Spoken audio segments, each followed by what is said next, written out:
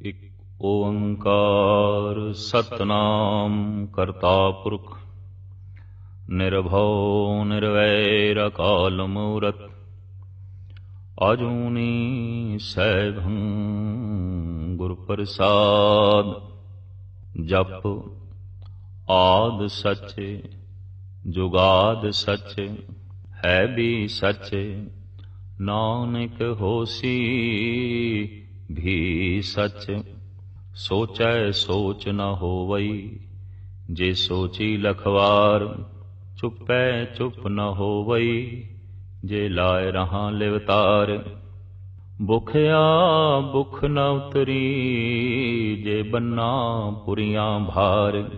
सह सियाणपां लख होए तां इक न चले नाल क्यों सचियारा होइए क्यों कूड़े टुटे पाल। हुक्म रजाई चलना नानक लिखिया नाल।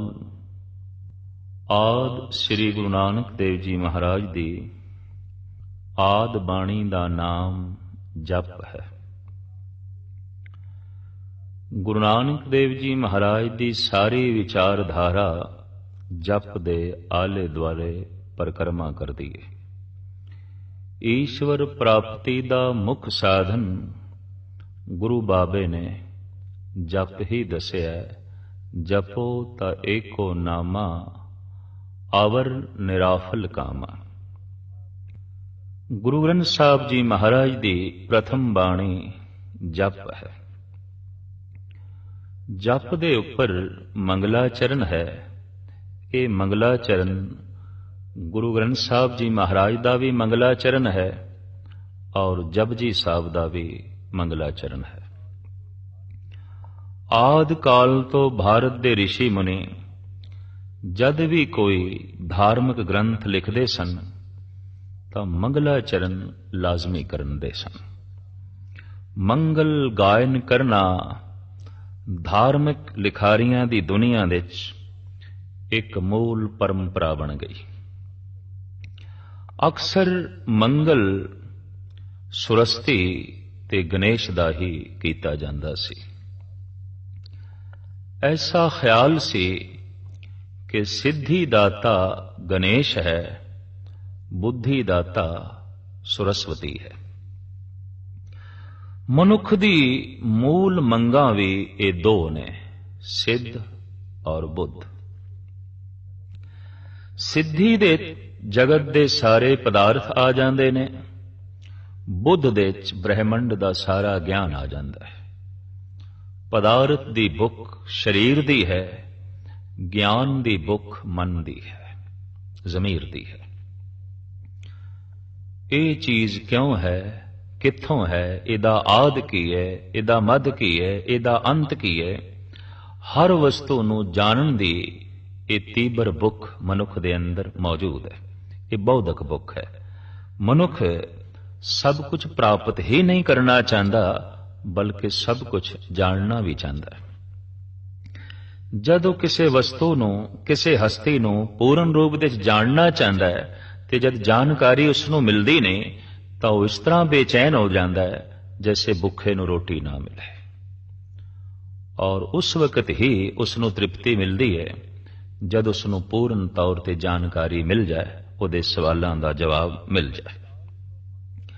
तो आदि काल तो मंगल गायन होंदे रहे सुरस्ती दे, गणेश दे, और ये कल्पना बड़ी प्रबल रूप दे धार्मिक दुनिया दी छाई रही कि सिद्धि दाता गणेश है, बुद्धि दाता सरस्वती है।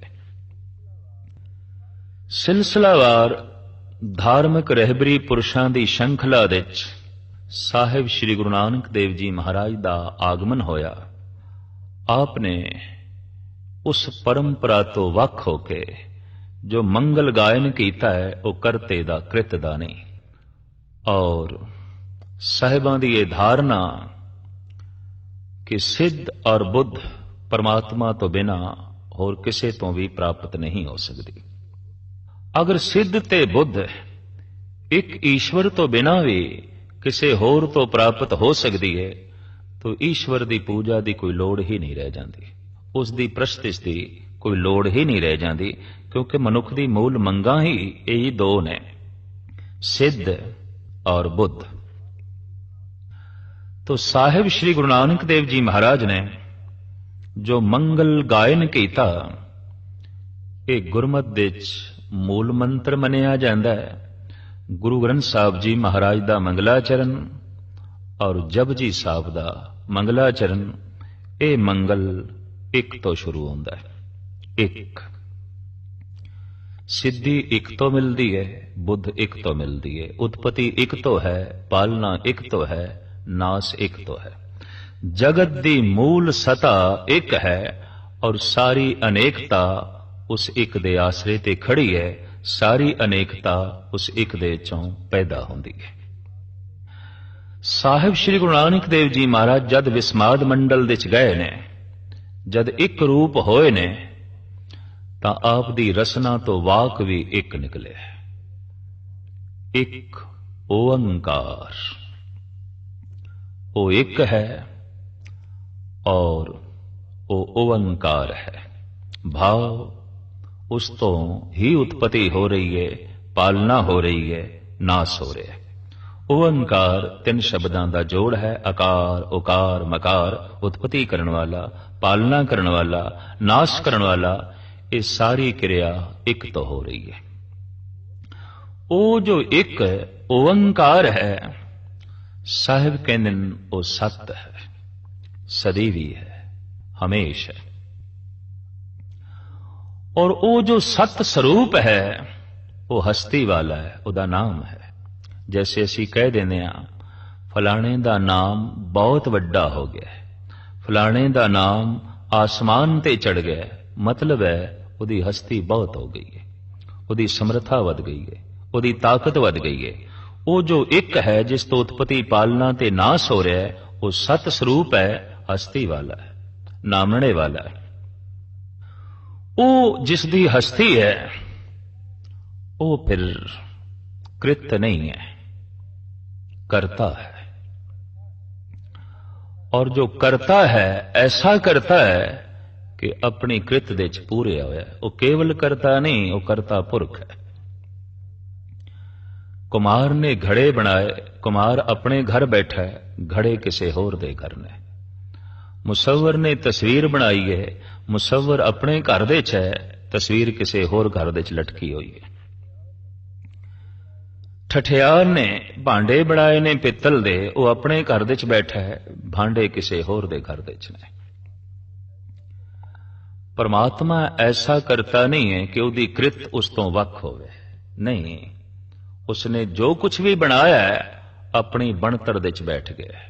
चाहे वह रेत दा जर्रा है, चाहे वह सूरज दी किरण है, चाहे फुल्लां दी सुंदरता है, चाहे बदलां दी गर्जन है, चाहे सागर दियां लहरां ने, चाहे कीड़ी है, चाहे हाथी है, जो भी उसकी कृत है ब्रह्मंड दे जर्रे जर्रे विच वो व्यापक है, पूरिया होया है। पुरख दे अखरी अर्थ भी यही ने, पुरी पुरी बसंता सपुरखा। जो पुरियां पुरियां दे च रमिया होया है वो पुरख है। वो ऐसा करता पुरख है जिदा स्वभाव है कि भय तो रहित, निर्भव निर्वैर। बड़े मूल औगण ने। किसे दा वैर हिरदे च रखना, किसे दा भय हिरदे च रखना। इस तरह दे मनुख नूं नरक दे च जाण दी लोड़ नहीं, जो भय दे च जी रहा है, वैर दे च जी रहा है। कई दफा असीं देखदे हां दुश्मन नहीं चंगा लगदा, पर दुश्मनी नूं हिरदे च धारण कीता है। जब दुश्मन नहीं चंगा तो फिर दुश्मनी नूं भी बाहर कढीए। जे दुश्मन भैड़ा है तो फिर दुश्मनी भी भैड़ी है। वो जो करता पुरख है भय तो रहत है, और उसका भय तो रहत होना उंज भी सुभावक है, क्योंकि उस तो वड्डा ही कोई नहीं। और अक्सर भय वड्डे दा हुंदा है, वैर शरीका नाल हुंदा है। तिसका शरीक को नाही, ना को कंटक वैराई। उदा कोई शरीक ही नहीं, उस तो कोई वड्डा ही नहीं। ਤੋ ਸਤਿਗੁਰੂ ਕਹਿੰਦੇ ਨੇ ਉਹ ਭੈ ਤੋਂ ਰਹਿਤ ਹੈ, ਵੈਰ ਤੋਂ ਰਹਿਤ ਹੈ, ਫਿਰ ਸਮੇਂ ਤੋਂ ਵੀ ਰਹਿਤ ਹੈ। ਅਕਾਲ, ਉਸ ਦਾ ਕੋਈ ਮਾਜ਼ੀ ਨਹੀਂ, ਉਸ ਦਾ ਕੋਈ ਮੁਸਤਕਬਲ ਨਹੀਂ। ਭੂਤਕਾਲ ਤੇ ਭਵਿਸ਼ ਦੀ ਸੰਭਾਵਨਾ ਪਰਮਾਤਮਾ ਨਾਲ ਨਹੀਂ ਜੋੜੀ ਜਾ ਸਕਦੀ। ਅਸੀਂ ਐਸਾ ਨਹੀਂ ਕਹਿ ਸਕਦੇ ਪਰਮਾਤਮਾ ਹੋਇਆ ਸੀ, ਉਹ ਭੂਤਕਾਲ ਦੀ ਘਟਨਾ ਨਹੀਂ ਹੈ। ਪਰਮਾਤਮਾ ਹੋਵੇਗਾ, ਉਹ ਮੁਸਤਕਬਲ ਦੀ ਸੰਭਾਵਨਾ ਨਹੀਂ ਹੈ, ਉਹ ਭਵਿਸ਼ ਦੀ ਸੰਭਾਵਨਾ ਨਹੀਂ ਹੈ, ਉਹ ਭੂਤਕਾਲ ਦੀ ਘਟਨਾ ਨਹੀਂ। ਉਹਦੇ ਨਾਲ ਅਸੀਂ ਜੋੜ ਸਕਦੇ ਹਾਂ ਤਾਂ ਕੇਵਲ ਵਰਤਮਾਨ ਪਰਮਾਤਮਾ ਹੈ ਸੋ ਹੈ। ਤਿੰਨ ਕਾਲਾਂ ਵਿੱਚ ਉਹ ਨਹੀਂ, ਉਹ ਤ੍ਰੈ ਕਾਲ ਦਰਸੀ ਹੈ। ਉਹ ਤਿੰਨ ਕਾਲਾਂ ਨੂੰ ਵੇਖਣ ਵਾਲਾ ਹੈ, ਉਹ ਖੁਦ ਤਿੰਨ ਕਾਲਾਂ ਦੇ ਅੰਦਰ ਨਹੀਂ ਹੈ। ਤ੍ਰੈ ਕਾਲ ਦਰਸੀ ਹੈ। ਇਸ ਵਾਸਤੇ ਸਤਿਗੁਰੂ ਨੇ ਕਹਿ ਦਿੱਤਾ ਹੈ ਅਕਾਲ, ਸਮੇਂ ਤੋਂ ਪਰੇ, ਜੋ ਸਮੇਂ ਦੇ ਵਿੱਚ ਨਹੀਂ ਹੈ। ਸਮੇਂ ਨੂੰ ਦੇਖਣ ਵਾਲਾ ਹੈ, ਜਿਸ ਤੋਂ ਸਮਾਂ ਪੈਦਾ ਹੁੰਦਾ ਹੈ, ਜੋ ਸਮੇਂ ਦੇ ਵਿੱਚ ਨਹੀਂ ਹੈ। ਔਰ ਉਂਝ ਵੀ ਪਰਮ ਆਨੰਦ ਦੀ ਦੁਨੀਆ ਦੇ ਵਿੱਚ ਸਮਾਂ ਕੋਈ ਮਾਇਨੇ ਹੀ ਨਹੀਂ ਰੱਖਦਾ। ਮਨੁੱਖ ਦੁੱਖ ਦੇ ਵਿੱਚ ਹੈ, ਸਮਾਂ ਬਤੀਤ ਨਹੀਂ ਹੁੰਦਾ, ਸਮਾਂ ਵੱਡਾ ਹੋ ਜਾਂਦਾ ਹੈ, ਕਾਲ ਵੱਡਾ ਹੋ ਜਾਂਦਾ ਹੈ। ਕਿਸੇ ਖੁਸ਼ੀ ਦੇ ਵਿੱਚ ਹੈ, ਆਨੰਦ ਦੇ ਵਿੱਚ ਹੈ, ਮਸਤੀ ਦੇ ਵਿੱਚ ਹੈ, ਮਨੁੱਖ ਕਹਿ ਉੱਠਦਾ ਹੈ ਅੱਜ ਦਾ ਦਿਨ ਤੇ ਇੰਜ ਲੰਘ ਗਿਆ ਜਿਵੇਂ ਇੱਕ ਪਲ ਲੰਘਿਆ, ਅੱਜ ਦੀ ਰਾਤ ਤੇ ਇੰਜ ਲੰਘ ਗਈ ਜਿਵੇਂ ਇੱਕ ਘੜੀ ਲੰਘੀ ਹੈ। ਪਰ ਮਨੁੱਖ ਦੁੱਖ ਦੇ ਵਿੱਚ ਹੈ, ਬੇਚੈਨੀ ਦੇ ਵਿੱਚ ਹੈ, ਵਿਪਤਾ ਦੇ ਵਿੱਚ ਹੈ, ਕਹਿ ਉੱਠਦਾ ਹੈ ਅੱਜ ਦੀ ਰਾਤ ਤੇ ਪਹਾੜ ਬਣ ਗਈ ਹੈ, ਅਬੂਰ ਹੀ ਨਹੀਂ ਆਉਂਦੀ। ਅੱਜ ਦਾ ਦਿਨ ਤੇ ਇੱਕ ਯੁੱਗ ਬਣ ਗਿਆ ਹੈ, ਲੰਘਦਾ ਹੀ ਨਹੀਂ। ਦੁੱਖ ਚਾਹੇ ਸੰਸਾਰਿਕ ਹੋਵੇ ਚਾਹੇ ਅਧਿਆਤਮਿਕ ਹੋਵੇ, ਸਮਾਂ ਲੰਬਾ ਹੋ ਜਾਂਦਾ ਹੈ। ਸਾਹਿਬ ਗੁਰੂ ਅਰਜਨ ਦੇਵ ਜੀ ਮਹਾਰਾਜ ਦਾ ਐਸਾ ਫਰਮਾਨ ਹੈ, ਚਾਰ ਪਹਿਰ ਚੌ ਜੁਗੇ ਸਮਾਨੇ, ਰਹਿਣ ਭਈ ਤਬ ਅੰਤ ਨ ਜਾਣੇ। ਏ ਪ੍ਰਭੂ, ਤੇਰੇ ਵਿਛੋੜੇ ਦਾ ਜਿਹੜਾ ਦੁੱਖ ਹੈ, ਉਹਦੇ ਚ ਦਿਨ ਦੇ ਚਾਰ ਪਹਿਰ ਮਾਨੋ ਚਾਰ ਯੁੱਗ ਹੋ ਗਏ ਨੇ, ਲੰਘਦੇ ਹੀ ਨਹੀਂ। ਤੇ ਰਾਤ ਕਿਤਨੀ ਲੰਬੀ ਹੈ, ਇਹ ਤੇ ਕਥਨ ਤੋਂ ਵੀ ਪਰੇ ਹੈ, ਇਹ ਤੇ ਕਹਿਣ ਤੋਂ ਵੀ ਪਰੇ ਹੈ। ਪ੍ਰਮਾਤਮਾ ਆਨੰਦ ਸਰੂਪ ਹੈ, ਉੱਥੇ ਸਮਾਂ ਹੀ ਨਹੀਂ ਹੈ, ਉੱਥੇ ਦਿਨ ਰਾਤ ਹੀ ਨਹੀਂ ਹੈ। ਭਗਤ ਕਬੀਰ ਕਹਿੰਦੇ ਨੇ, ਦਿਨ ਸੋ ਰੈਨ ਨਹੀਂ, ਵੇਦ ਨਹੀਂ ਸ਼ਾਸਤਰ, ਤਾਹਾਂ ਬਸੇ ਨਿਰੰਕਾਰਾ, ਕਹਿਤ ਕਬੀਰ ਨਰ ਤਿਸੇ ਧਿਆਵੋ, ਬਾਵਰਿਆ ਸੰਸਾਰਾ। ਉੱਥੇ ਸਮਾਂ ਨਹੀਂ ਹੈ, ਕਿਉਂਕਿ ਸਮੇਂ ਦਾ ਬੋਧ ਸੂਰਜ ਤੇ ਚੰਦਰਮਾ ਕਰਕੇ ਹੁੰਦਾ। ਜਦ ਚੰਦਰਮਾ ਦਿਖਾਈ ਦੇਵੇ ਰਾਤ ਹੈ, ਜਦ ਸੂਰਜ ਦਿਖਾਈ ਦੇਵੇ ਦਿਨ ਹੈ। ਦਿਨ ਤੇ ਰਾਤ ਦਾ ਬੋਧ ਤਾਰਿਆਂ ਕਰਕੇ, ਸੂਰਜ ਕਰਕੇ ਹੈ। ਦਿਨ ਸੋ ਰੈਨ ਨਹੀਂ, ਦਿਨ ਰਾਤ ਉੱਥੇ ਨਹੀਂ ਨੇ, ਸਮਾਂ ਖੋ ਗਿਆ। ਅਕਾਲ ਤੋ ਕੇਵਲ ਅਸੀਂ ਵਰਤਮਾਨ ਹੀ ਪਰਮਾਤਮਾ ਨੂੰ ਦੇ ਸਕਦੇ ਹਾਂ, ਮਾਜ਼ੀ ਮੁਸਤਕਬਲ ਨਹੀਂ। ਕਹਿ ਸਕਦੇ ਹਾਂ ਪਰਮਾਤਮਾ ਹੈ ਸੋ ਹੈ। ਤੋ ਸਤਿਗੁਰੂ ਕਹਿੰਦੇ ਨੇ ਉਹ ਅਕਾਲ ਹੈ, ਸਮੇਂ ਤੋਂ ਪਰੇ ਹੈ। ਤੋ ਕਿਧਰੇ ਐਸਾ ਹੀ ਨਾ ਸਮਝ ਲਿਆ ਜਾਏ ਉਹ ਇੱਕ ਕਲਪਨਾ ਹੈ। ਤੋ ਸਤਿਗੁਰੂ ਕਹਿੰਦੇ ਨਹੀਂ, ਮੂਰਤ ਮੂਰਤੀਮਾਨ ਹੈ, ਉਹਦੀ ਹੋਂਦ ਹੈ, ਉਹਦਾ ਵਜੂਦ ਹੈ। ਪਰ ਵਜੂਦ ਤੋਂ ਕਿਧਰੇ ਐਸਾ ਖਿਆਲ ਨਾ ਬਣ ਜਾਏ ਕਿ ਵਾਕਈ ਉਹ ਘੜਿਆ ਗਿਆ ਹੈ, ਬਣਾਇਆ ਗਿਆ ਹੈ ਜਾਂ ਜਨਮਾਇਆ ਗਿਆ ਹੈ। ਤੋ ਇੱਕਦਮ ਸਤਿਗੁਰੂ ਕਹਿੰਦੇ ਨੇ ਅਜੌਨੀ, ਉਹਦਾ ਜਨਮ ਨਹੀਂ ਹੈ, ਉਹਨੂੰ ਕਿਸੇ ਬਣਾਇਆ ਨਹੀਂ ਹੈ, ਉਹਦੀ ਮੂਰਤ ਕ੍ਰਿਤ ਨਹੀਂ ਹੈ, ਉਹ ਅਜੌਨੀ ਹੈ, ਜਨਮ ਦੇ ਚ ਨਹੀਂ। ਮੂਰਤੀਮਾਨ ਜ਼ਰੂਰ ਹੈ ਪਰ ਅਜਨਮ ਹੈ, ਜਨਮ ਦੇ ਚ ਨਹੀਂ। ਫਿਰ ਉਸ ਦੀ ਹਸਤੀ ਕਿਸ ਤਰ੍ਹਾਂ ਹੈ? ਤੋ ਸਤਿਗੁਰੂ ਕਹਿੰਦੇ ਨੇ ਸਹਿਭੰ, ਉਹ ਆਪਣੇ ਆਪ ਤੋਂ ਆਪ ਹੀ ਪ੍ਰਕਾਸ਼ਮਾਨ ਹੈ। ਆਪ ਹੀ ਨੇ ਆਪ ਸਾਜਿਓ, ਆਪ ਹੀ ਨੇ ਰਚਿਓ ਨਾਮ, ਦੋਈ ਕੁਦਰਤ ਸਾਜੀਏ, ਕਰ ਆਸਣ ਡਿਠੋ ਚਾਓ। ਉਹਨੇ ਆਪਣੀ ਸਾਜਨਾ ਆਪ ਕੀਤੀ ਹੈ, ਉਹਨੇ ਆਪਣੀ ਬੰਤਰ ਆਪ ਕੀਤੀ ਹੈ, ਉਹਨੇ ਆਪਣਾ ਫੈਲਾਅ ਵਿਸਤਾਰ ਆਪ ਕੀਤਾ ਹੈ ਔਰ ਆਪ ਹੀ ਆਪਣੇ ਆਪ ਨੂੰ ਸੁਕੇੜ ਲੈਂਦਾ ਹੈ। ਜਬ ਉਦ ਕਰਖ ਕਰਾ ਕਰਤਾਰਾ, प्रजा धरत तब दे अपारा, जब आकर्ख करत हों कब हों, तुम मैं मिलत देह धर सब हों। सैभंग, वो अपने आप तो आप ही प्रकाशमान है। ऐसा जिहड़ा परिपूर्ण परमात्मा है, गुर वो रोशनी है, वो चानना है, वो ज्ञान है, ज्ञान दाता है, गुरु है। ऐसा जो परमात्मा है, जो गुरु है, आदि गुरु केवल परमात्मा है और कोई गुरु नहीं। आद अंत एक अवतारा, सोई गुरु समझो हमारा। अपरंपर पार ब्रह्म परमेश्वर, नानक गुर मिलिया सोई जियो। कीड़े मकोड़िया नूं भी जीवन चरिया दा ज्ञान परिपूर्ण परमात्मा ने दे रखा है। बच्चियां दी पैदाइश किवें हुंदी है, इन्हां दी पालना किवें करीदी है, ये पंछियां नूं पता है, चौपाए जानवरां नूं पता है। किसी स्कूल दे चों पढ़न नहीं जांदे, कोई किताबां उन्हां ने नहीं पढ़िया, कोई ज्ञान उन्हां नूं नहीं देंदा, लेकिन इस सारे दा सारा बोध उन्हां दे अंदर मौजूद है। इत्थों स्पष्ट हो गई कि सारे जीवां दा प्रेरणादायक है केवल परमात्मा, ज्ञानदायक केवल ईश्वर है। जितने सुंदर घोंसले कई दफा पंछी बना लेंदे ने, कोई मनुख इस ढंग दी सोहनी बुणतर नहीं बना सकता। तो ज्ञान है, तो ये सारे दा सारा ज्ञान देने वाला परमात्मा है, ते ज्ञान देने दे नाते वही परमात्मा गुरु है। आप कहते ने गुरु, और वो जो गुरु है प्रसाद दया दी मूर्ति है, दयालु है, कृपालु है, दया दा घर है। ये जपजी साहब दा मंगल है, ये गुरु ग्रंथ साहब जी महाराज दा मंगल है। अगे शब्द है जप, जप बाणी दा नाम है। गुरु ग्रंथ साहब जी महाराज दे जितनियां बाणियां आईयां ने, बकायदा उन्हां दे नाम ने सुखमनी, रहरास, सोहिला और इसे तरीके नाल चौबोले, फुने छंद, भट्टां दे सवैये, संस्कृति, श्लोक इत्यादक वारां वख-वख बकायदा बाणियां दे नाम ने। तो सब तो प्रथम पहली जिहड़ी बाणी है, इहदा नाम है जप। जप साहब दे विच 2 श्लोक ने, 38 पौड़ियां ने। पहला श्लोक उपकर्म है, अखीरला श्लोक उपसंगार है। प्रथम श्लोक आद सच जुगाद सच है भी सच, नानक होसी भी सच। अखीरला श्लोक उपसंगार पौण गुरु पाणी पिता माता धरत महत। 2 श्लोकां दे विचकार 38 पौड़ियां ने,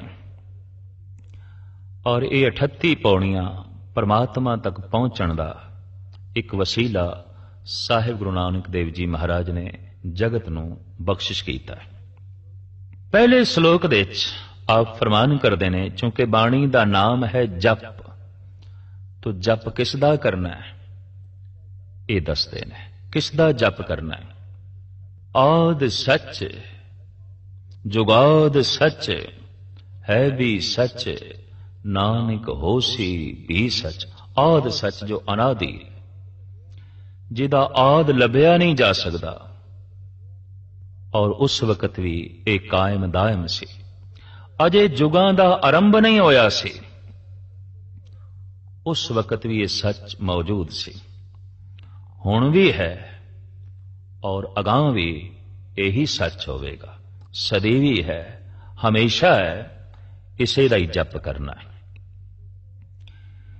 इस सत तक पहुंचण वास्ते, उस आद सच तक पहुंचण वास्ते, जुगाद सच तक पहुंचण वास्ते जगत दे विच वख-वख साधन जुटाए गए। जैसे धन कमाण दे कई तरीके ने, धर्म कमाण दे भी कई तरीके ने। जैसे भुख मिटाण वास्ते कई प्रकार दा भोजन है।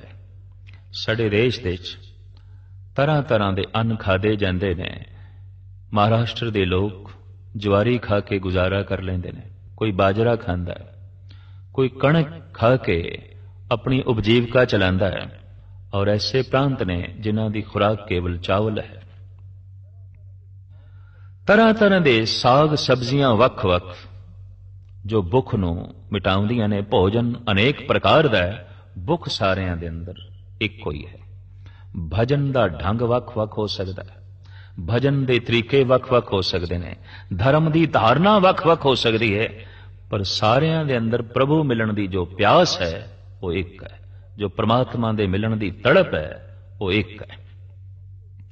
ਲੇਕਿਨ ਐਸਾ ਵੀ ਹੋ ਸਕਦਾ ਹੈ ਕਿ ਕਈ ਦਫਾ ਪੌਸ਼ਟਿਕ ਤੇ ਪਵਿੱਤਰ ਭੋਜਨ ਨਾ ਮਿਲੇ ਤਾਂ ਮਜਬੂਰੀ ਚ ਮਨੁੱਖ ਅਪਵਿੱਤਰ ਤੇ ਗਲਤ ਭੋਜਨ ਵੀ ਕਰ ਲੈਂਦਾ ਹੈ ਜਾਂ ਅਗਿਆਨਵਸ ਹੋ ਕੇ ਕਰ ਲੈਂਦਾ ਹੈ। ਸਵੱਛ ਪਾਣੀ ਪੀਣ ਨੂੰ ਨਾ ਮਿਲੇ ਔਰ ਬੰਦਾ ਬਹੁਤ ਤ੍ਰਿਖਾਵੰਤ ਹੋਵੇ ਤਾਂ ਮਜਬੂਰਨ ਇਹ ਗੰਦਲਾ ਜਲ ਵੀ ਪੀ ਲੈਂਦਾ ਹੈ। ਇਸੇ ਤਰੀਕੇ ਦੇ ਨਾਲ ਜੋ ਕੁਝ ਸਾਧਨ ਜਗਤ ਵਿੱਚ ਪ੍ਰਚਲਿਤ ਸਨ ਤੇ ਜਿਹੜੇ ਸਾਧਨ ਪ੍ਰਮਾਤਮਾ ਤੱਕ ਪਹੁੰਚਾਉਣ ਵਿੱਚ ਅਸਮਰਥ ਸਨ, ਜਗਤ ਗੁਰੂ ਬਾਬੇ ਨੇ ਉਹਨਾਂ ਦੀ ਚਰਚਾ ਕੀਤੀ ਔਰ ਇਸ ਪ੍ਰਥਮ ਪੌੜੀ ਵਿੱਚ ਇਹ ਵੀ ਦੱਸਿਆ ਕਿ ਪ੍ਰਮਾਤਮਾ ਤੱਕ ਪਹੁੰਚਣ ਤੱਕ ਸਭ ਤੋਂ ਵੱਡੀ ਰਸਤੇ ਵਿੱਚ ਬਾਧਾ ਕੀ ਹੈ, ਉਹ ਇਸੇ ਹੀ ਪੌੜੀ ਵਿੱਚ ਦੱਸਿਆ ਕਿ ਕਿਉ ਸਚਿਆਰਾ ਹੋਈਏ, ਕਿਉ ਕੂੜੇ ਟੁੱਟੇ ਪਾਲ। परमात्मा की है सच, बाधा की है कूड़। परमात्मा की है सत्य और ईश्वर तक पहुंचण वास्ते रस्ते विच बाधा की है झूठ, असत्य। सिर्फ मनुख ने असत्य दी दीवार तोड़नी है, सत्य तक अपने आप पहुंच जाएगा। सिर्फ मनुख ने कूड़ नूं छड्डना है, सच दी प्राप्ति अपने आप हो जाएगी। सिर्फ मनुख ने अपने हत्थां चों कंकर ते कौड़ियां नूं सुटना है, हीरे रतन अपने आप प्राप्त हो जाणगे। छोड़न दी हिम्मत चाहिदी है। तो ये असत, ये कूड़ एक दीवार है। इस दीवार नूं तोड़न दे जो जो उपराले कीते गए, जगत गुरु बाबा उन्हां दा जिक्र करदे ने, क्योंकि मन नूं जिहड़ी मैल चढ़ी है वो कूड़ दी है, रस्ते दी जिहड़ी दीवार है ये कूड़ दी है। तो एक तरीका ये अपनाया गया साडे देश दे विच कि तीर्थां दा इशनान करिए, और इशनान करदियां झूठ दी कंध ढह जाएगी। इशनान करदियां कूड़ दी मैल उतर जाएगी, सच दी प्राप्ति हो जाएगी। साहिब श्री गुरु नानक देव जी महाराज कल युग दे महान रहबरी पुरुष इस साधन नाल सहमत नहीं। आप दा फरमान है कि सोचे सोच न होवई, जे सोची लख वार। सोच शब्द संस्कृत दा है, इहदे अर्थ ने पवित्रता, इशनान। सोच करे दिन सर रात, मन की मैल न तन ते जात। सोच करन दे नाल, इशनान करन दे नाल मन सुच्चा नहीं होता। इशनान करन दे नाल कूड़ दी मैल उतरदी नहीं, बल्कि भगत कबीर ते इत्थे तक कहंदे ने, जल के मज्जन जेगत होवे, नित नित मेंढक नावे, तैसे मेंढक तैसे ओ नर, फिर जोनी आवे। आप होर एक वाक विच फरमान कर दिन, कबीर गंगा तीर जो घर करे, पीवे निर्मल नीर, बिन हर भजन न मुक्त होए, इम कै रहमे कबीर। आप दे बीचक नामक ग्रंथ विच एक बड़ा सुंदर छंद है। आप कहंदे ने, गंग नहाए जो नर तरहैं, मेंढक क्यों न तरहैं, जिनके गंगा में घर है। शंख बजाए जो नर तरहैं, गधे क्यों न तरहैं, जिनके शंख जैसे सुर हैं।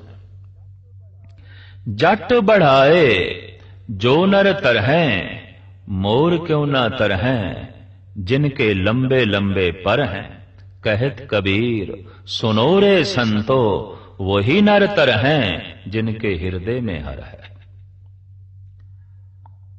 ਇਸ ਤਰ੍ਹਾਂ ਦੇ ਮਹਾਂਪੁਰਸ਼ ਪਰੰਪਰਾਵਾਦੀ ਨਹੀਂ ਹੁੰਦੇ, ਸਤਵਾਦੀ ਹੁੰਦੇ ਨੇ। ਸਤਵਾਦੀਆਂ ਦਾ ਤੇ ਪਰੰਪਰਾਵਾਦੀਆਂ ਦਾ ਹਮੇਸ਼ਾ ਘੋਲ ਰਿਹਾ ਹੈ। ਸਤਵਾਦੀ ਵੀ ਦੋ ਤਰ੍ਹਾਂ ਦੇ ਰਹੇ ਨੇ। ਸੱਚ ਜਾਣ ਲਿਆ, ਕਹਿਣਾ ਨਹੀਂ। ਵੀ ਕਿਉਂ ਨਹੀਂ ਕਹਿਣਾ?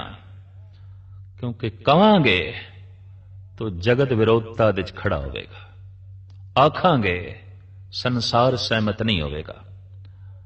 ਦੂਸਰੇ ਸਤਵਾਦੀ ਉਹ ਨੇ, ਸੱਚ ਜਾਣਿਆ, ਸੱਚ ਕਹਿਣਾ ਵੀ ਹੈ ਤਾਂ ਕਿ ਜਗਤ ਦੀ ਝੋਲੀ 'ਚ ਪੈ ਸਕੇ।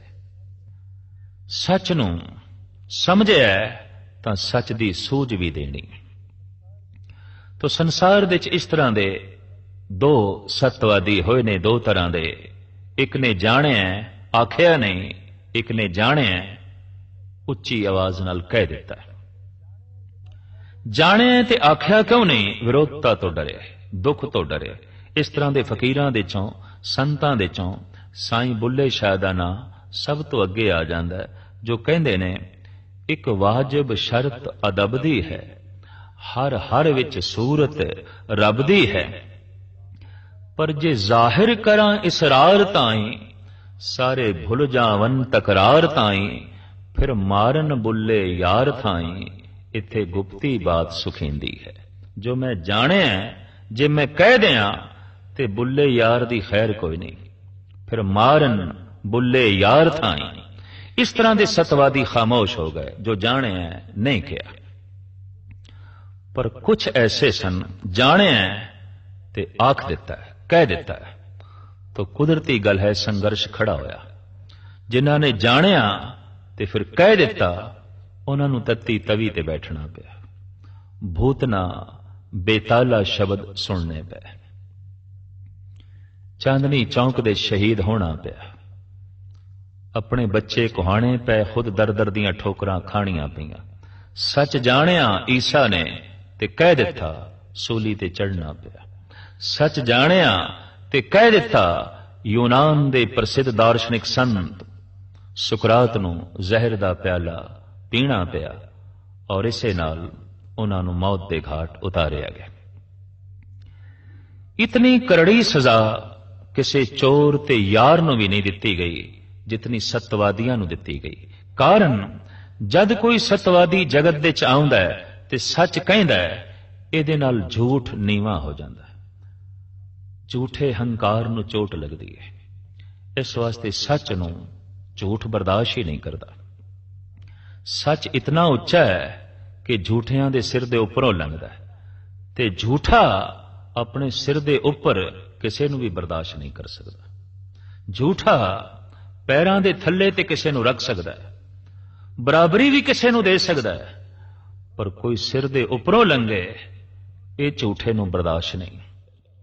ਸਾਰੇ ਦਾ ਸਾਰਾ ਇਹ ਜਗਤ ਸਤਵਾਦੀਆਂ ਦੀ ਵਿਰੋਧਤਾ ਦੇ ਖੜਾ ਹੋ ਜਾਂਦਾ ਹੈ। तो साहिब श्री गुरु नानक देव जी महाराज परंपरावादी नहीं ने, सतवादी ने।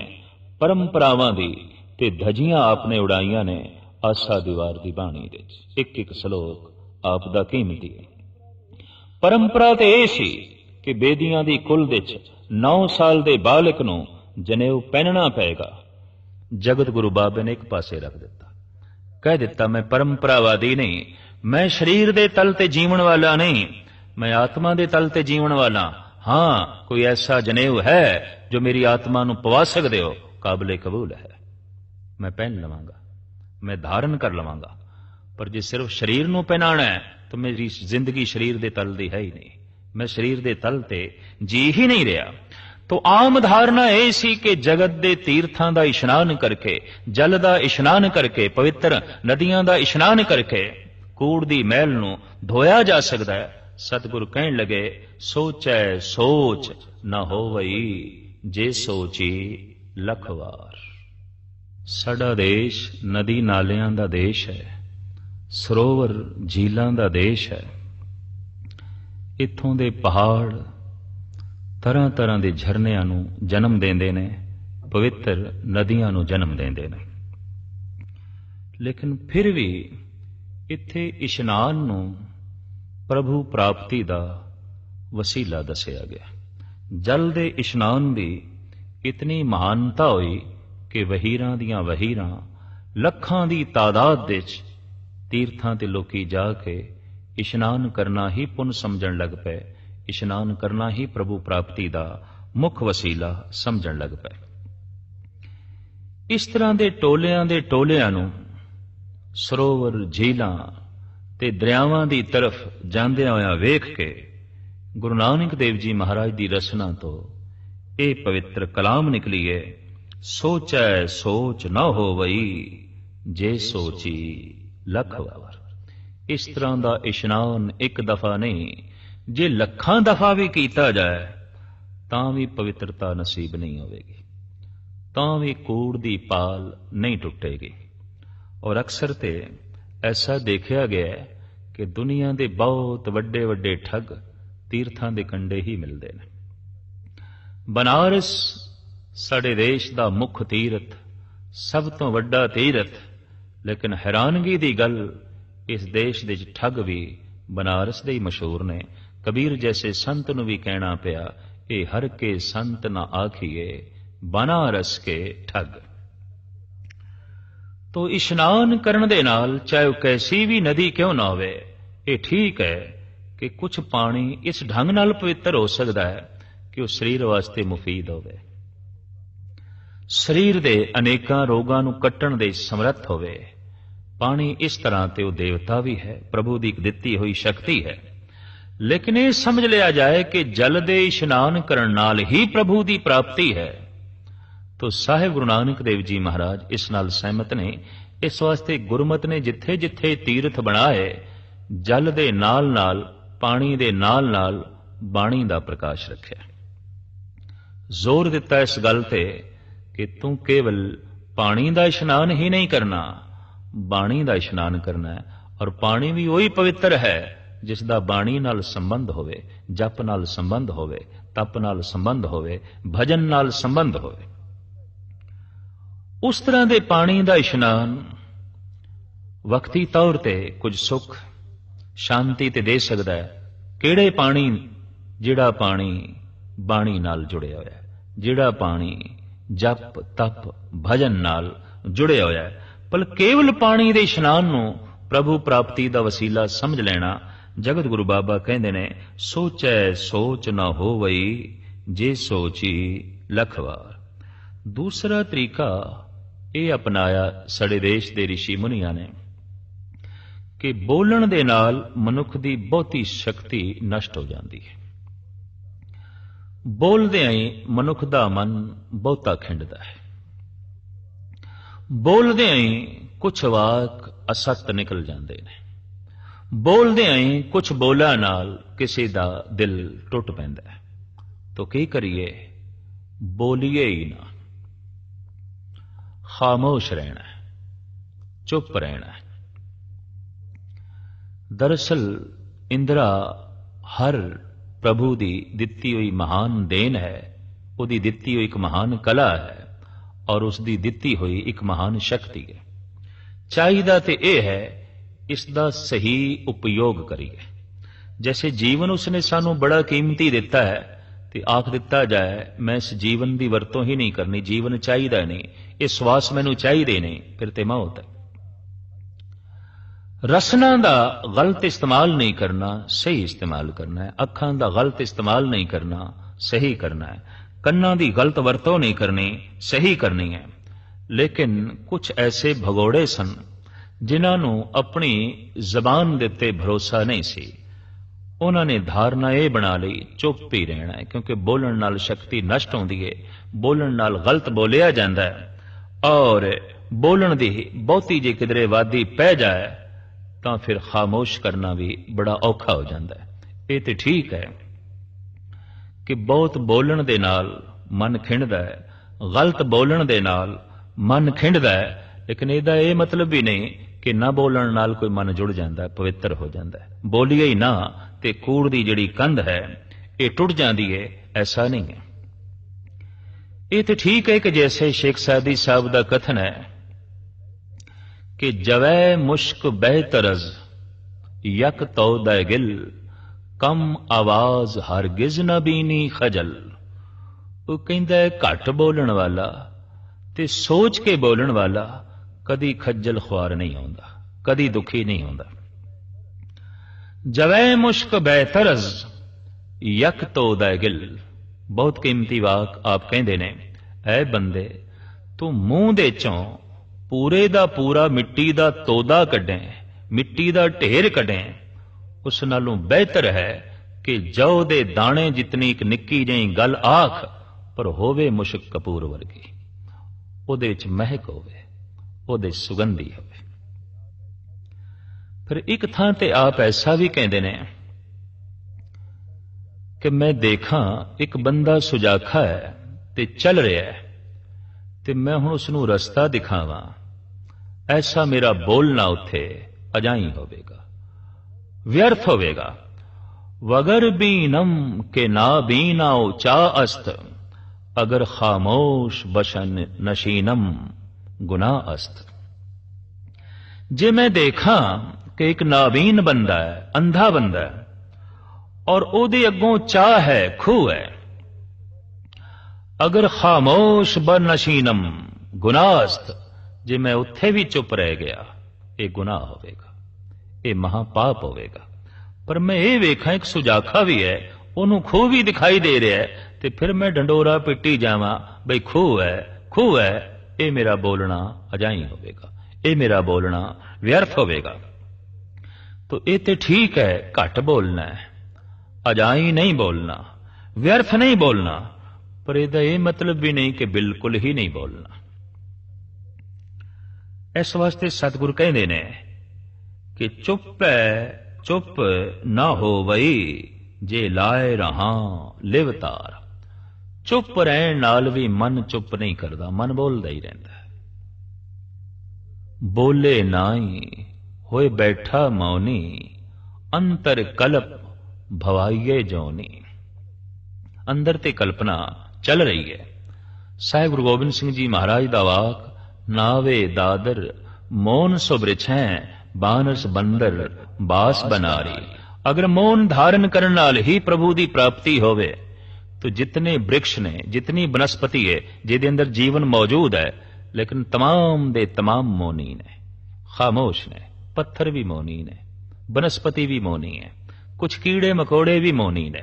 सबनों प्रभु मिलना चाहिए, सबनों परमात्मा मिलना चाहिए। नहीं, साहिब कहते ने चुप रहन दे नाल मन चुप नहीं करता, चुप रहन दे नाल झूठ दी कंध नहीं टुटती।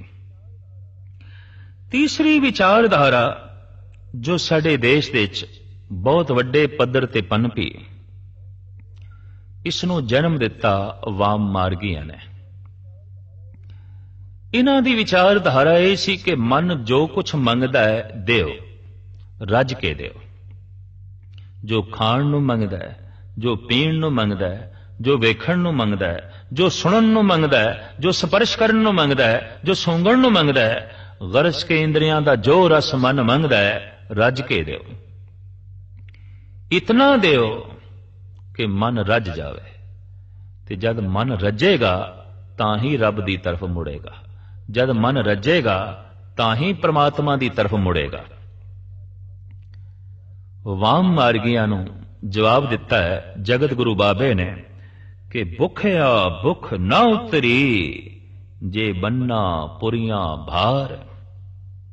एक लोक नहीं, एक पुरी नहीं, अनेकां पुरियां दे पदार्थ पंडा दी तरह बन के भी जे मनुख नूं दे दिते जान, तां भी मन दी भुख नहीं मिटदी। मन ते कदी रजदा ही नहीं। संसार दे विच ऐसा है ही नहीं कुछ जिस तो मन नूं तृप्ति नसीब हो सके। जगत दे विच ऐसा कुछ भी नहीं जिहदे नाल मनुख तृप्त हो सके। ये ते मूल धारणा ही गलत है। तो वाम मार्गियां दे मंदिर दुराचार दे अड्डे बन गए। उत्थे इस्त्री ते पुरुष दे लिंग पूजे जान लगे, भग पूजे जान लगे, जिन्हां दे चिन्ह अज भी भारत दे मंदिरां विच मौजूद ने थां थां ते। दुराचार दे अड्डे जद मंदिर बने और पिछोकड़ विचारधारा ये कम कर रही सी, मन नूं रजाना, जो खाण नूं मंगे देओ, ਜੋ ਭੋਗਣ ਨੂੰ ਮੰਗੇ ਦਿਓ। ਤੋ ਇਨ੍ਹਾਂ ਭੋਗਾਂ ਦੇ ਚ ਲੀਨ ਹੋ ਕੇ ਮਨੁੱਖ ਭੋਗੀ ਤੇ ਬਣ ਗਿਆ, ਯੋਗੀ ਬਣਨਾ ਸੁਪਨਾ ਹੋ ਗਿਆ। ਧਾਰਮਿਕ ਮੰਦਰ ਅਧਰਮ ਦੇ ਅੱਡੇ ਬਣ ਗਏ, ਪਾਪ ਵਾਸ਼ਨਾ ਦੇ ਅੱਡੇ ਬਣ ਗਏ, ਦੁਰਾਚਾਰ ਦੇ ਅੱਡੇ ਬਣ ਗਏ। ਔਰ ਅੱਜ ਵੀ ਜਦ ਇਸ ਤਰ੍ਹਾਂ ਦੇ ਅਸਥਾਨ ਦੇਖਣ ਨੂੰ ਮਿਲਦੇ ਨੇ ਔਰ ਪੁਰਾਣੀ ਵਿਚਾਰਧਾਰਾ ਪੜ੍ਹਨ ਨੂੰ ਮਿਲਦੀ ਹੈ, ਤਾਂ ਅਫਸੋਸ ਨਾਲ ਕਹਿਣਾ ਪੈਂਦਾ ਹੈ ਕਿ ਕਿਤਨਾ ਗਲਤ ਸੋਚਿਆ ਗਿਆ ਕਿ ਮਨ ਜਦ ਰੱਜੇਗਾ ਤੇ ਫਿਰ ਬੰਦਗੀ ਕਰਾਂਗੇ। ਮਨ ਦਾ ਇਹ ਗਿਆਨ ਕਿਸੇ ਕੋਲ ਨਹੀਂ ਸੀ ਕਿ ਮਨ ਤੇ ਕਦੀ ਰੱਜਦਾ ਹੀ ਨਹੀਂ।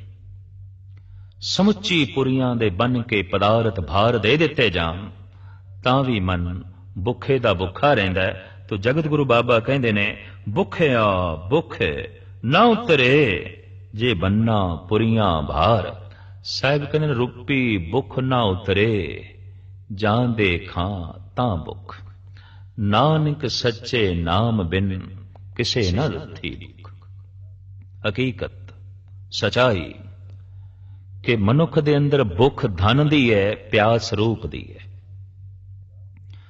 ਨਾ ਰੂਪ ਦੀ ਪਿਆਸ ਮਿਟਦੀ ਹੈ, ਨਾ ਧਨ ਦੀ ਭੁੱਖ ਮਿਟਦੀ ਹੈ।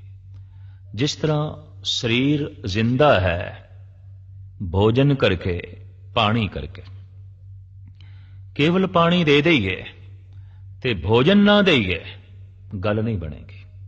ਕੇਵਲ ਭੋਜਨ ਦੇ ਦਈਏ, ਪਾਣੀ ਨਾ ਦੇਈਏ, ਤਾਂ ਵੀ ਸਰੀਰ ਦੇ ਤਲ ਤੇ ਵਿਆਕੁਲਤਾ ਬਣੀ ਰਹੇਗੀ। ਇੱਕ ਪਿਆਸਾ ਬੰਦਾ ਹੋਵੇ, ਤ੍ਰਿਖਾਵੰਤ ਹੋਵੇ, ਰੋਮ ਰੋਮ ਉਸ ਦਾ ਤ੍ਰਿਹਾਇਆ ਹੋਵੇ ਤੇ 36 ਪ੍ਰਕਾਰ ਦਾ ਭੋਜਨ ਉਸ ਦੇ ਅੱਗੋਂ ਰੱਖ ਲਈਏ, ਬੇਮੈਨੀ ਹੈ। ਉਹਨੂੰ ਪਾਣੀ ਚਾਹੀਦਾ, ਠੰਡਾ ਜਲ ਚਾਹੀਦਾ। ਇੱਕ 4 ਦਿਨ ਦਾ ਭੁੱਖਾ ਹੈ, ਬਾਈਬਲ ਹੈ, ਰੋਟੀ ਨਹੀਂ ਮਿਲੀ, ਤੇ ਇਸ ਤਰ੍ਹਾਂ ਦੇ ਬੰਦੇ ਦੇ ਅੱਗੋਂ ਭਰੇ ਹੋਏ ਠੰਡੇ ਪਾਣੀ ਦੇ ਗਲਾਸ ਰੱਖ ਦਈਏ, ਕੋਈ ਮੈਨੇ ਨਹੀਂ ਰੱਖਦੇ। ਪਿਆਸੇ ਨੂੰ ਪਾਣੀ ਦੇਣਾ ਹੈ, ਭੁੱਖੇ ਨੂੰ ਅੰਨ ਦੇਣਾ ਹੈ। ਤੋ ਸਰੀਰ ਦੀ ਜੋ ਭੁੱਖ ਹੈ ਉਹ ਅੰਨ ਤੇ ਪਾਣੀ ਦੀ ਹੈ, ਉਹ ਭੋਜਨ ਤੇ ਜਲ ਦੀ ਹੈ। ਮਨ ਦੀ ਜੋ ਭੁੱਖ ਹੈ ਉਹ ਰੂਪ ਤੇ ਧਨ ਦੀ ਹੈ। ਪਿਆਸ ਰੂਪ ਦੀ ਹੈ, ਵੇਖਣਾ ਹੀ ਚਾਹੁੰਦਾ ਹੈ, ਰੱਜਦਾ ਹੀ ਨਹੀਂ।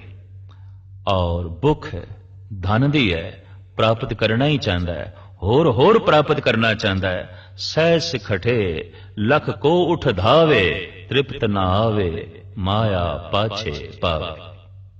ਤ੍ਰਿਪਤੀ ਨਸੀਬ ਨਹੀਂ ਆਉਂਦੀ। ਜਿਸ ਤਰ੍ਹਾਂ ਦੇਖਣ ਦੇ ਚ ਆਇਆ ਹੈ ਕਿ ਤਨ ਦੀ ਤ੍ਰਿਪਤੀ ਬਹੁਤ ਛੇਤੀ ਹੋ ਸਕਦੀ ਹੈ। 2 ਰੋਟੀਆਂ ਨਾਲ ਨਹੀਂ ਹੋਈ ਤੇ 4 ਰੋਟੀਆਂ ਨਾਲ ਭੁੱਖ ਮਿਟ ਗਈ। 1 ਗਿਲਾਸ ਪਾਣੀ ਨਾਲ ਪਿਆਸ ਨਹੀਂ ਮਿਟੀ ਤਾਂ 2 ਗਿਲਾਸ ਨਾਲ ਮਿਟ ਗਈ। ਇਹ ਜੋ ਧਨ ਦੀ ਭੁੱਖ ਹੈ, ਇਹ ਰੂਪ ਦੀ ਜੋ ਪਿਆਸ ਹੈ, ਇਹ ਅਸੀਮ ਹੈ, ਅੱਜ ਤੱਕ ਨਹੀਂ ਨਾਪੀ ਜਾ ਸਕੀ। ਜਨਮ ਤੋਂ ਲੈ ਕੇ ਮਰਦੇ ਦਮ ਤੱਕ ਰੂਪ ਦੀ ਪਿਆਸ ਬਣੀ ਰਹਿੰਦੀ ਹੈ, ਧਨ ਦੀ ਭੁੱਖ ਬਣੀ ਰਹਿੰਦੀ ਹੈ। ਔਰ ਮਨੁੱਖ ਮਰ ਜਾਂਦਾ ਹੈ ਇਸੇ ਰੂਪ ਦੀ ਪਿਆਸ ਦੇ ਚ, ਇਸੇ ਧਨ ਦੀ ਭੁੱਖ ਦੇ ਚ। ਤੋ ਸਾਹਿਬ ਕਹਿੰਦੇ ਨੇ, ਰੂਪੀ ਭੁੱਖ ਨਾ ਉਤਰੇ ਜਾਂ ਦੇ ਖਾਂ ਤਾਂ ਭੁੱਖ। ਤੂੰ ਸੁੰਦਰਤਾ ਨੂੰ ਵੇਖ, ਰੂਪ ਨੂੰ ਵੇਖ, ਜਿਤਨਾ ਵੇਖੇਗਾ ਉਤਨੀ ਪਿਆਸ ਵਧੇਗੀ। ਇਹ ਪਿਆਸ ਮਿਟਣੀ ਨਹੀਂ। ਤੂੰ ਧਨ ਨੂੰ ਪ੍ਰਾਪਤ ਕਰ, ਜਿਤਨਾ ਪ੍ਰਾਪਤ ਕਰੇਗਾ ਉਤਨੀ ਭੁੱਖ ਵਧੇਗੀ, ਘਟਣੀ ਕੋਈ ਨਹੀਂ। ਇਸ ਵਾਸਤੇ ਸਾਹਿਬ ਕਹਿੰਦੇ ਨੇ, ਤੇ ਧਾਰਨਾ ਹੀ ਗਲਤ ਹੈ ਕਿ ਜਦ ਮਨ ਰੱਜੇਗਾ ਤੇ ਫਿਰ ਪ੍ਰਭੂ ਬੰਦਗੀ ਕਰਾਂਗੇ, ਜਦ ਮਨ ਰੱਜੇਗਾ ਫਿਰ ਪ੍ਰਭੂ ਦੀ ਪ੍ਰਸਤਿਸ਼ ਕਰਾਂਗੇ। ਸਾਹਿਬ ਕਹਿੰਦੇ ਨੇ, ਇਹ ਤੇ ਸੋਚਣਾ ਹੀ ਗਲਤ ਹੈ। ਭੁੱਖਿਆ ਭੁੱਖ ਨਾ ਉਤਰੀ ਜੇ ਬੰਨਾ ਪੁਰੀਆਂ ਭਾਰ। ਅਨੇਕਾਂ ਪੁਰੀਆਂ ਦੇ ਪਦਾਰਥ, ਪੰਡਾਂ ਦੀਆਂ ਪੰਡਾਂ, ਢੇਰਾਂ ਦੇ ਢੇਰ ਜੇ ਦੇ ਦਈਏ ਤਾਂ ਵੀ ਭੁੱਖੇ ਮਨ ਦੀ ਭੁੱਖ ਨਹੀਂ ਉਤਰਦੀ। ਮਨ ਭੁੱਖੇ ਦਾ ਭੁੱਖਾ ਰਹਿੰਦਾ। ਕੁਝ ਅਜ਼ੀਮ ਲੋਕਾਂ ਨੇ ਇੱਕ ਹੋਰ ਸਾਧਨਾ ਨੂੰ ਜਨਮ ਦਿੱਤਾ ਵੀ ਇਹਦੇ ਨਾਲ ਕੂੜ ਦੀ ਮੈਲ ਉਤਰ ਸਕਦੀ ਹੈ, ਇਹਦੇ ਨਾਲ ਝੂਠ ਦੀ ਕੰਧ ਟੁੱਟ ਸਕਦੀ ਹੈ, ਸੱਚ ਦੀ ਪ੍ਰਾਪਤੀ ਹੋ ਸਕਦੀ। ਉਹ ਕੀ ਸੀ? ਬਈ ਮਨੁੱਖ ਵਿਦਵਾਨ ਬਣੇ, ਆਲਮ ਬਣੇ, ਦਾਰਸ਼ਨਿਕ ਬਣੇ, ਵਿਚਾਰਕ ਬਣੇ। जैसे जैसे ज्ञान संग्रह करेगा, जैसे जैसे ये अजीम विचारक बनेगा, दार्शनिक बनेगा, फिलोसफर बनेगा, पढ़ा लिखा होगा, आलम बनेगा, वैसे वैसे कूड़ दी कंध टुटेगी, वैसे वैसे मन दे तों झूठ दी मैल उतरेगी। देखण दे च आया कि यह साधना भी कोई सफल नहीं हुई ते जगत गुरु बाबा इस नाल सहमत भी नहीं होए, क्योंकि जानना कुछ होर गल है, पावना कुछ होर गल है। जानन नाल ते इतना ही मनुख नूं पता चलदा है कि मैं कुछ भी नहीं जानिया। जैसे कि उस्ताद ज़ौक कहते ने, हम जानते थे कि इल्म से कुछ जानेंगे, पर जाना तो ये जाना कि ना जाना कुछ भी, मैं कुछ भी नहीं जाने। एथेन दा प्रसिद्ध संत सुकरात अपनी एक लिखत विच कहंदा है कि जद मैं बच्चा सी तो बच्चियां विच बैठ के मैं दावा करदा सी, मैं सब कुछ जानदा, सब कुछ जानदा। जद मैं जवान होया तो मैनू कहना पिया कुछ ऐसा भी है जो मैं नहीं जानता, मैनू नहीं पता। और कहंदा अज मैं बुढ़ा होके दावे नाल कहना कि मैं कुछ भी नहीं जानता, मैनू कोई बोध नहीं, मैनू कख भी नहीं पता। बुजुर्गी मनुख दी इत्थों ही शुरू होंदी है। और हकीकत है कि जिथे संसार दा सारा इलम खत्म होंदा है, रब दी दुनिया उत्थों शुरू होंदी है, परमात्मा दी दुनिया उत्थों शुरू होंदी है। और ऐसा देखण दे च आया कि इस 20वीं सदी दे च इलम जितना विकसित होया है, ज्ञान दे जितने साधन अज जुटाए ने मनुख ने, ये पहले नहीं सन। अज जितने स्कूल ने, अज जितने कॉलेज ने, अज जितनियां वड्डियां वड्डियां यूनिवर्सिटियां जमीन दे उत्ते बणियां हुई ने, अज जितने विद्या प्राप्ति दे साधन मौजूद ने, पहले नहीं सन। लेकिन यह भी हकीकत है कि अज दा मनुख जितना मूड है, पहले नहीं सी। इंज कहिए कि 100-200 साल पीछे चले जाइए तो अनपढ़ सियाणियां दी तादाद बहुत ज्यादा सी।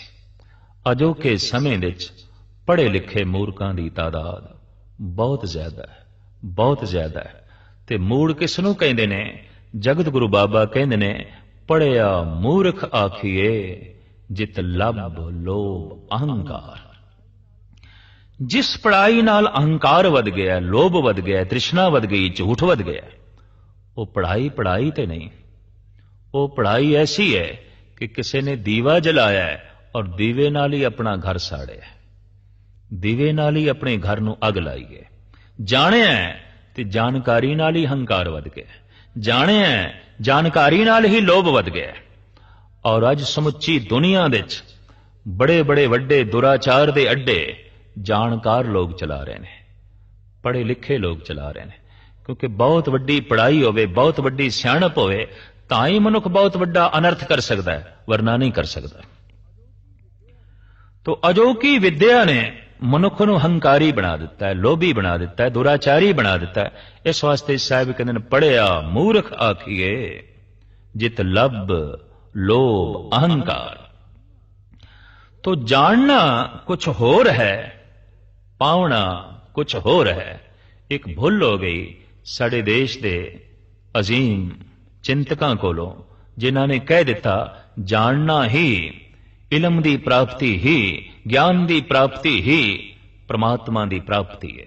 होया कि 4 वेद कंठ हो गए, लेकिन रावण जैसे मूर्ख पैदा हो गए। शास्त्र कंठ हो गए, उपनिषद कंठ हो गए। हंकार दी पंड सिर ते चुक के लोकी इधर उधर घुमन लग पे। शेख सादी ने उत्थे ही कहना पिया कि अगर मनुख पढ़िया ते उन्हों अमल दे च नहीं लियाया तां ओ बंदा उस मेरे खोते दी तरह है जो मेरियां सारियां किताबां चुक के मेरे नाल चलदा है। इलम चंदा के बेशतर खानी गर अमल दस्तो नेस्त नादानी ना मुहक्कक बवद ना दानशमंद चार पाए बरोए किताबे चंद। एक बैल दे उत्ते एक खोते दे उत्ते जे ग्रंथां दा अंबार लद दईए वो कोई पंडित हो जाता है। फर्क सिर्फ इतना है कि ये ग्रंथां दा भार खोते दे तन ते लदे है, मनुख अपने दिमाग ते लद लैंदा है। तो दिमाग ते लदन नाल की हुंदा है, सिर दे उत्ते लदन दे नाल की हुंदा है। तो बहुत सारे इत्थे आलमां ने इलम दा भार अपने सिर दे उत्ते चुक ले। कौन दसे कि जानना होर है पावना होर है। इलम रस्ते दा दीव है, चाहिदा है, वेख ले। लेकिन ऐसा देखण दे च आया है कि मनुख ने किधरों दीवा जुटाया है, किधरों तेल इकट्ठा किया है, किधरों कपास लिया के उसकी वट बनाई है, किधरों उन्हें अग ढूंढी है, दीवा रोशन किया है और जैसे रोशन किया अपनी अखां ही बंद कर लिया। 10-15 साल ज्ञान प्राप्ति दे चला दिते ते जद ज्ञान प्राप्त होया उन्होंने जिंदगी दे कदी वरतिया ही नहीं, उहदी वरतों कदी जीवन दे कीती नहीं। दीवा जलाण दे समा बर्बाद किया अगर मनुख ने अपनी अखां बंद कर लिया। इलम ओ बर्बाद चला गया, सिखी हुई वो सारी विद्या व्यर्थ चली गई अगर जीवन दे परोपकार दा जन्म नहीं होया। साहिब गुरु नानक देव जी महाराज दे वाक, विद्या विचारी तां परोपकारी। विद्या दी विचार उसने तां ही कीती है जे उसदे अंदरों परोपकार दा जन्म होया होवे, उसदे अंदरों नेकियां दा जन्म होया होवे, उसदे अंदरों कोमलता दा जन्म होया होवे।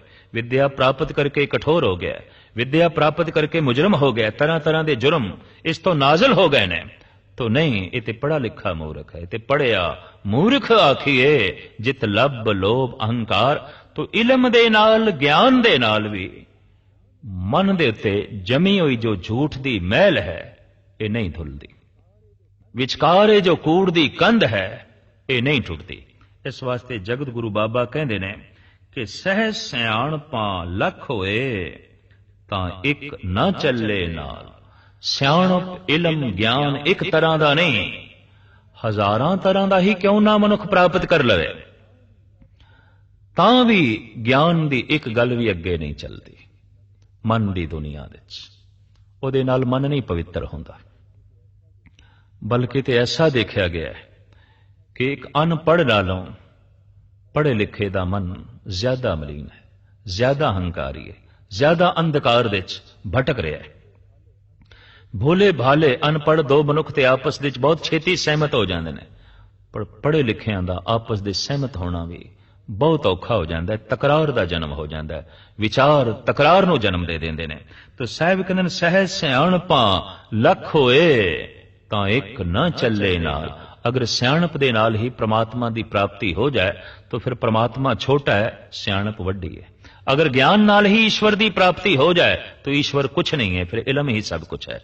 इस वास्ते साहिब कहंदे ने इलम प्राप्त करना तो बहुत अच्छी गल है, रस्ते दे दीवा जलाना बहुत अच्छी गल है, पर दीवा इस वास्ते जलाना है कि रस्ते ते चल सकीए, आराम नाल चल सकीए, प्रभु तक पहुंच सकीए।